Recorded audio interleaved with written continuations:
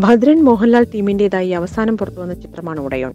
മോഹൻലാൽ ഇരട്ട വേഷത്തിൽ പ്രത്യക്ഷപ്പെട്ട ചിത്രത്തിൽ സലീം ഖൗസ് ആയിരുന്നു വില്ലൻ. മുൻപ് മോഹൻലാലിനൊപ്പം താഴ്വാരം എന്ന ചിത്രത്തിലും സലീം ഖൗസ് വില്ലൻ വേഷം കെട്ടിയിരുന്നു. ഉടയോണിലെ വില്ലനായ സലീമിന്റെ ഇൻട്രൊഡക്ഷൻ സീൻ സംവിധായകൻ ഭദ്രൻ മനസ്സിൽ കണ്ടത് ഇറച്ചിക്കടയിൽ വെട്ടിവെച്ച ചോരയൊഴിക്കുന്ന കാളയുടെ തലയിൽ നിന്ന് തുടങ്ങുന്ന ദൃശ്യത്തിലൂടെയാണ്. പൊള്ളാച്ചിക്കടുത്തുള്ള ഒരു വലിയ മാർക്കറ്റിലായിരുന്നു ആ സീൻ ഷൂട്ട് ചെയ്യാൻ തീരുമാനിച്ചത്. ലൊക്കേഷൻ തേടിയുള്ള യാത്രക്കിടയിലാണ് മറ്റൊരു സ്ഥലം ഭദ്രന്റെ മനസ്സിലുടക്കിയത്.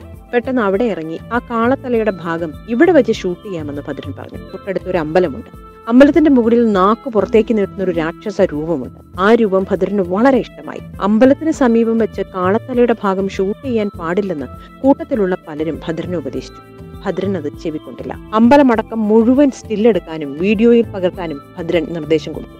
അല്പസമയം കഴിഞ്ഞ് ക്യാമറയിൽ പകർത്തിയ ദൃശ്യങ്ങൾ കണ്ടതും ഭദ്രൻ ഞെട്ടി. അമ്പലത്തിന്റെയും രാക്ഷസ രൂപത്തിന്റെയും ദൃശ്യങ്ങൾ മാത്രം കാണാനില്ല. അതിന് മുൻപും ശേഷവും എടുത്ത വീഡിയോ എല്ലാം ഉണ്ട്. എന്താണ് സംഭവിച്ചത് എന്നറിയാതെ കൂടെയുള്ള പലരും പരിഭ്രാന്തിയിലായി. എന്തായാലും സ്റ്റില്ലെടുത്തതുകൊണ്ട് അതിൽ ചിത്രങ്ങൾ കാണുമെന്ന് അവർ വിശ്വസിച്ചു.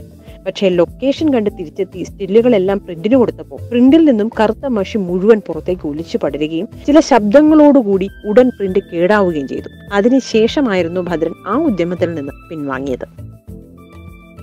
You're watching me on metromatney.com. on metromatney.com. metromatney.com. Subscribe for more videos. Subscribe for more videos. Subscribe here for more videos. Subscribe now. Thank you.